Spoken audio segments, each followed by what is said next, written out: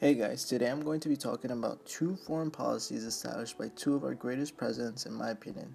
So to start off, we have Theodore Roosevelt, who was our 26th president.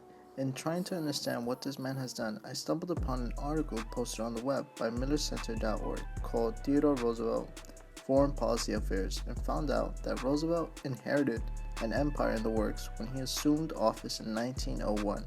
After the Spanish-American War in 1898, Spain ceded the Philippines, Puerto Rico, and Guam to the United States. In addition, the United States established a protectorate over Cuba and annexed Hawaii, which widened our country. For those who don't know what a protectorate is, protectorates are weak territories protected and partly controlled by stronger ones. A country defends its protectorate, but it doesn't necessarily own it.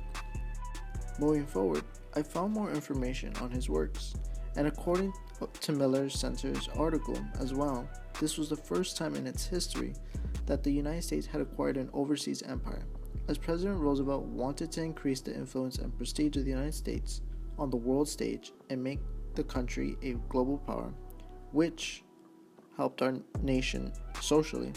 He also believed that the exportation of American values and ideals would have an enormous effect on the world. Big Stacks Diplomacy. Theodore Roosevelt's foreign policy can also be characterized by his motto of speak softly and carry big stick, which meant that a chief executive must be willing to use force when necessary while practicing the art of persuasion. Another source granted me information on how Theodore and imperialism were closely linked. It was according to AboutTheodoreRoosevelt.com's article, Theodore Roosevelt and Imperialism, that I found out that Roosevelt had an imperialistic philosophy. He wanted the United States to be a global power, claiming that the American influence would be an enormous effect on the rest of the world. This philosophy is imminent through Roosevelt's intervention in the Panama War for Independence. He helped the country declare its independence from Colombia, and the newly liberated Panama sported an American-made Declaration of Independence, Constitution, and flag, which was a benefit for his nation as an effect of this policy. Because Teddy Roosevelt wanted to make America stand out so much, he made sure our country had a huge Navy fleet, which obviously involved stakeholders investing a lot of money into this one idea, which later helped us win many wars. As signs of success, the money returns these corporations received back were great.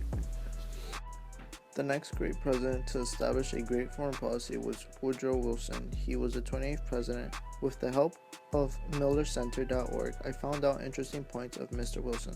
According to them in their article, Woodrow Wilson Foreign Affairs, I found out that Woodrow Wilson's foreign policy was mainly characterized by his belief in neutrality and governing based on morals.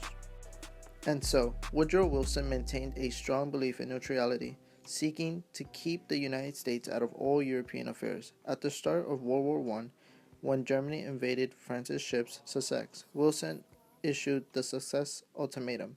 This stated that if Germany did not cease submarine warfare, the U.S. would break all diplomatic relations with Germany. This move epitomized America's reluctance to go to war.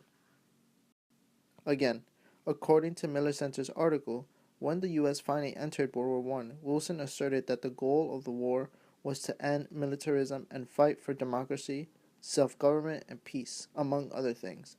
Although Wilson had declared war on Germany, he continued to claim that the U.S. was fighting the war for moral reasons. After the end of World War I, Woodrow Wilson created the 14-point plan. This plan epitomized his desire for world peace. It included a general disarmament of new diplomacy, peace, and a League of Nations to help prevent future wars. It also affected stakeholders with the aim to become competitive, stay in business, and to provide new jobs with all that is going on. Wilson's 14-point plan exemplified his conducting of foreign affairs based on morals.